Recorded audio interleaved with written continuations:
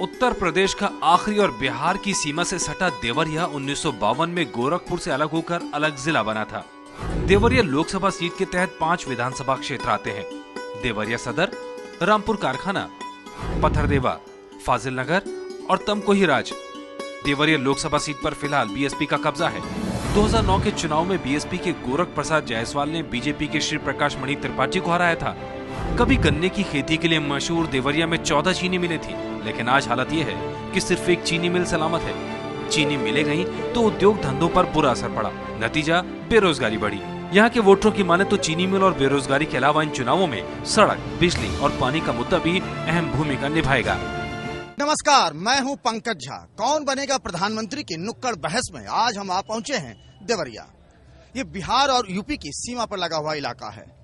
ये परंपरागत तौर पर अगर देखें, शुरुआती दिनों में ये एक तरीके से कांग्रेस का गढ़ हुआ करती थी। विश्वनाथ राय यहाँ से 5 बार सांसद रहे।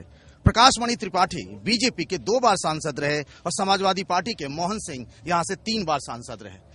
अभी यहाँ से बीएसपी के गोरख प्रसाद जायसवाल सांसद हैं, लेकिन पार्टी ने उनका टिकट काटकर उनकी जगह नियाज अहमद को लोकसभा उम्मीदवार बनाया है।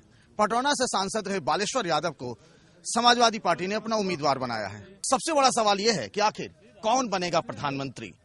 जनता से राय लेते हैं, आखिर यही जनार्दन है कि आखिर क्या होगा। अभी जो भी प्रधानमंत्री के लिए जो भी हैं कैंडिडेट यहाँ पे या जो लोग भी आए हैं, उनका क्लियर कट मोटो नहीं है। वो एक परंपरागत जो पुरानी वो एजेंडे हैं उसी को लेके आगे बढ़ रहे हैं। नरेंद्र मोदी ही प्रधानमंत्री बनेंगे आगे। देवरिया में तो बीजेपी हार गई थी पिछली बार। हारना जीतता तो लगा रहता है, लेकिन आज के समय में तो यही लग रहा है कि देवरिया में बीजेपी जीत रही है। सर्दी और टोपी वोपी पहन के आए, क्या लग रहा है आपको इस बार?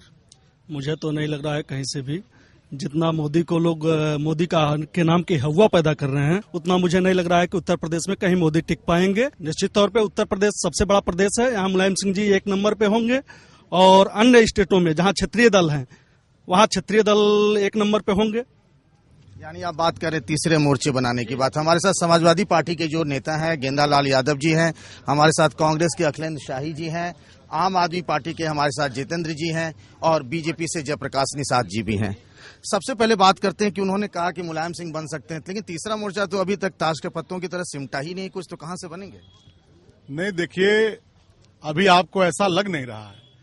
देश की राजनीति में जिसकी आज बहुत चर्चा है वे सिमट के कुछ प्रदेशों में रह गए हैं। किसकी तरफ इशारा कर रहे हैं आप? अभी कुछ लोगों ने कहा कि नरेंद्र मोदी जी प्रधानमंत्री हो रहे हैं। मेरा कहना है कि ये इन लोगों का सपना है और ये सपना पूरा नहीं होने वाला है। देश के सभी बड़े राज्यों में गैर कांग्रेसी और गैर भाजपाई सरकारें हैं और वहां से जितने सांसद जीत के आएंगे उनके रुख पर तय करेगा कि देश का अगला प्रधानमंत्री कौन होगा। पर जो ओपिनियन पोल आ रहे हैं उसमें तो कहीं न कहीं मोदी की लहर का असर तो दिख रहा है। देखिए, जो गैर कांग्रेसी और गैर भाजपाई सरकारें हैं उनके जो मतदाता हैं वे खेत खलिहान मकान दुकान में रहने वाले लोग हैं और ये पोल लोग करा रहे हैं, ये सारी मतदाताओं के कुछ हिस्सों का आकलन है। पिछली बार भी लोगों ने कहा था कि उत्तर प्रदेश में 115 से 125 सीटें आएंगी। पर अभी जो कुछ राज्यों में विधानसभा चुनाव हुए उसमें सारे ओपिनियन पोल सही आए हैं। अभी इन्होंने कहा कि गैर कांग्रेसी, अभी तो समाजवादी पार्टी दिल्ली में कांग्रेस को समर्थन दे रही है। आपको क्या लगता है कि कांग्रेस हाशिए पे जा रही है? ये बात तो पिछले 2 लोकसभा चुनाव में हुई थी कि कांग्रेस हाशिए पे जा रही थी। धर्मनिरपेक्ष ताकतों की सरकार बनेगी और उसका नेतृत्व कांग्रेस सबसे लार्जेस्ट पार्टी होगी और राहुल गांधी उसके प्रधानमंत्री के हमारे नेता पद के उम्मीदवार होंगे। और सपा और बसपा के समर्थन से हर बार सपा और बसपा हमारा समर्थन करती आई है, इस बार भी सपा और बसपा हमारा समर्थन करेगी क्योंकि हम सबसे लार्जेस्ट पार्टी। ये तो कह रहे हैं कि आप उनको समर्थन करेंगे प्रधानमंत्री के लिए। देखिए, हम देश में कहीं भी सांप्रदायिक आधार पर जो लोग राजनीति करते हैं उनको नहीं चाहते। सांप्रदायिकता को खत्म करने के लिए हम कुछ भी करने को तैयार हैं। सांप्रदायिकता के नाम पे ये जुगलबंदी जारी रहेगी। बीजेपी के हैं जयप्रकाश निषाद जी, ये कह रहे हैं सांप्रदायिकता के नाम पे साथ हो जाएंगे। सांप्रदायिकता है क्या? आज नरेंद्र मोदी की हवा जिस प्रकार से देश में चल रही है, अभी 5 प्रांतों का चुनाव हुआ है और 5 प्रांतों में 3 प्रांतों में तो अपार बहुमत के साथ सरकार बनी, और एक प्रांत में हम सत्ता के नजदीक पहुंच गए, जबकि हमारी संख्या आगे नहीं जाने दिया। अरे वो अब जाने देना, जनता जाने दे रही है और जनता आगे कर चुकी है। जनता जो है नरेंद्र मोदी को और भारतीय जनता पार्टी की सरकार बना चुकी है। चुनाव जब भी होगा भारतीय जनता पार्टी की सरकार बनेगी और अगला प्रधानमंत्री देश के नरेंद्र मोदी होंगे।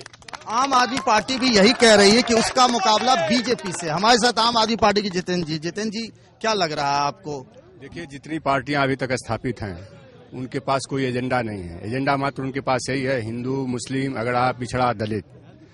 स्वराज के लिए कोई एजेंडा नहीं है इनके पास। आप क्या प्रधानमंत्री बनने के लिए रेस में है आपकी पार्टी? जी, रेस में तो हैं हम, जनता भी चाह रही है। अभी तक आप लोगों को भी लगा होगा कि जितने मतलब एक 15 से 20% मतदाता जो न्यूट्रल हैं, जो किसी दल के नहीं हैं, वो हमारे साथ हैं आज के डेट में। क्या भरोसा, कांग्रेस से आपने समर्थन लिया, आगे जाकर आप किसी को समर्थन दिए? कांग्रेस से समर्थन नहीं मांगा। कांग्रेस को गर्ज पड़ी, कांग्रेस को ऐसा लगा कि हमारी लुटिया डूब रही है तो कांग्रेस ने हमको समर्थन दिया। हम मांगने उनसे समर्थन नहीं गए थे। दिल्ली में देखा हमने कि मतदाताओं का रुझान, आप कल को अगर जरूरत पड़ी तो आप ले लेंगे समर्थन आम आदमी पार्टी से? जब हमें 10 की आवश्यकता पड़ेगी तो हम इन्हें कॉल करेंगे। 10 से कम हम अगर रहेंगे तो हम इन्हें नहीं बुलाएंगे। ये लीजिए, आपके लिए है चुनौती। आप बताइए क्या कहना चाहिए? सर, राहुल गांधी प्रधानमंत्री बनेंगे, इसलिए कि आज के डेट में एक ही पार्टी है कांग्रेस, जो धर्मनिरपेक्ष पार्टियां हैं। ये कांग्रेस की सरकार नहीं बनेगी। भ्रष्टाचार और महंगाई से मुक्त कराने वाले लोग होंगे जो विकास कराएंगे। न आम पार्टी का बनेगा और न बनेगा भाजपा की सरकार ही बनेगी। राहुल गांधी प्रधानमंत्री नहीं हो सकते। 10 साल में नरेंद्र मोदी अपना समझ लिया। सर, क्या आपको लग रहा माहौल? देखिए, मैं सिर्फ एक चीज कहना चाहता हूँ, कांग्रेस पार्टी ने आज की तारीख में जो प्रधानमंत्री दिया है, उसने प्रधानमंत्री को चाय वाला बना के रख दिया है।